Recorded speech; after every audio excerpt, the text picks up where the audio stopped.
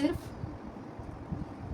اور کا تیری ہی، تیری، تجھ، آپ، یہ اس کے ترجمے ہیں۔ نعبدو اصل لفظ کیا ہے؟ عبادہ، یہ نون جمع کا لگا ہوا ہے اور اس کا مطلب ہے اس میں نحن ضمیر پوشیدہ ہے، اس کا ترجمہ ہے ہم۔ تو نعبدو صیغے کا کیا ترجمہ ہوگا؟ ہم عبادت کرتے ہیں، ہم بندگی کرتے ہیں۔ نعبدو ہم عبادت کرتے ہیں۔ واو اور، واو مین اور، یا کا یہاں پہ کیا پڑا تھا؟ صرف، صرف کا تجھ سے، آپ سے، صرف تجھ ہی سے، صرف تجھ سے، صرف تجھ ہی سے، نستعین، نون سین نستعین، صرف تجھ ہی سے ہم مدد مانگتے ہیں۔ اب اس میں بھی استعانت کا معنی پایا جاتا ہے اور نون جمع کا کہ صیغے کا لگا ہے، اس نون سے مراد یہ ہے کہ اس میں نحن ضمیر پوشیدہ ہے، جس سے اس کا ترجمہ بنے گا ہم تجھ ہی سے مدد مانگتے ہیں۔ صرف تجھ ہی سے نستعین، ہم استعانت مانگتے ہیں، ہم مدد مانگتے ہیں، ہم مدد مانگتے ہیں، طلب کرتے ہیں، اہدنا، اہدنا ہدن سے ہے اور اہدنا میں درخواست کی جا رہی ہے کہ ہمیں دے کیا؟ ہدایت۔ اہدنا ہمیں ہدایت نصیب فرما، نون الف نا سے مراد کیا ہے؟ ہم، ٹھیک ہے۔ اہدنا ہمیں ہدایت دے، ہمیں راستہ دکھا، اہدنا ہمیں ہدایت دے۔ جس طرح ان کے شروع میں یہ نون آیا تھا اور اس سے ہم نے ترجمہ نکالا تھا ہم کا، اسی طرح نون الف نا کا بھی ترجمہ کیا ہوتا ہے؟ ہم، ہمیں ہدایت دے، کس کی؟ صراط، راستہ۔ تو عربی میں ایک اور ورڈ بھی راستے کے لیے استعمال ہوتا ہے، سبیل، سین با یا لام سبیل، اس میں اور اس میں بہت فرق ہے۔ صراط مین وہ راستہ جو کجی ٹیڑھے پن سے صاف ستھرا ہو اور جو سیدھا منزل مقصود تک پہنچائے۔ صراط کون سا صراط؟ مستقیم، سیدھا۔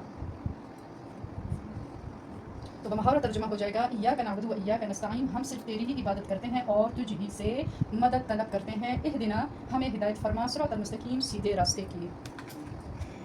ایاک نعبد ہم تیری ہی عبادت کرتے ہیں، و ایاک نستعین اور تجھ ہی سے مدد طلب کرتے ہیں۔ یہاں پہ ایاک نعبد مفعول مقدم ہے، جو کہ اصل میں ایسا نہیں ہوتا، فعل مقدم ہوتا ہے مفعول پر، لیکن یہاں پر تخصیص حاصل کرنے کے لیے مفعول کو مقدم رکھا گیا ہے، یعنی نہایت تعظیمی درجے میں، نہایت تعظیم کے ساتھ انسان دل و جان کی عاجزی کے ساتھ اس چیز کا اقرار کرتا ہے کہ ہم تیری ہی عبادت کرتے ہیں، و ایاک نستعین اور تجھ ہی سے مدد مانگتے ہیں۔ یا اللہ تیرا ہی ایک در ہے جس سے ہمیں امید لگی ہوئی ہے اور جس سے ہمیں جس کے ہم اعانت کے طالب ہیں۔ اہدنا الصراط المستقیم، ساتھ ہی اپنی عاجزانہ درخواست بھی انسان رکھتا ہے، اہدنا ہمیں ہدایت دے، صراط المستقیم، سیدھے راستے کی۔ تو انسانی عقل سے سیدھے راستے کا پتہ چلانا مشکل اور ناممکن ہے، اسی لیے اللہ تعالیٰ نے وحی کے ذریعے آگے بتا بھی دیا کہ راستہ مانگو۔ کون سا راستہ؟ صراط الذین انعمت علیہم، راستہ ان لوگوں کا جن پر تو نے انعام کیا، یعنی انسان کو اللہ تعالیٰ نے اندھیروں میں نہیں چھوڑا، انسان کو اللہ تعالیٰ نے یہ بھی سکھا دیا کہ آپ راستہ مانگو، اور راستہ بھی کون سا؟ ان لوگوں کا جن پر اللہ تعالیٰ کا انعام ہوا۔ بسم اللہ الرحمن الرحیم، اہدنا الصراط المستقیم، ہمیں سیدھے راستے کی ہدایت فرما، ہماری رہنمائی سیدھے راستے کی طرف فرما۔ تو ہدایت کا مطلب ہے کسی شخص کو مہربانی کے ساتھ اس کے منزل مقصود کی طرف رہنمائی کرنا۔ ہدایت در حقیقت اللہ ہی کا فعل ہے اور ہدایت کے مختلف درجات ہیں، جیسا کہ ایک درجہ ہدایت کا وہ درجہ ہے جو عام ہدایت کہلاتی ہے، یعنی کائنات اور مخلوقات کے کل جمادات، نباتات، حیوانات، انسان سبھی کو شامل ہے۔ ہدایت کا پہلا درجہ سبھی کو شامل ہے، یعنی جس کو قرآنی تعلیمات میں اللہ تعالیٰ یوں واضح کرتے ہیں کہ کائنات کے جتنی بھی مخلوقات ہیں اور کائنات کا ایک ایک ذرہ یہ جو ہے ایک قسم کی حیات رکھتا ہے، عقل و شعور بھی رکھتا ہے، احساس بھی رکھتا ہے۔ اس کو اللہ تعالیٰ نے فرمایا وَأَعْطَى كُلَّ شَيْءٍ خَلَقَهُ ثُمَّ هَدَى۔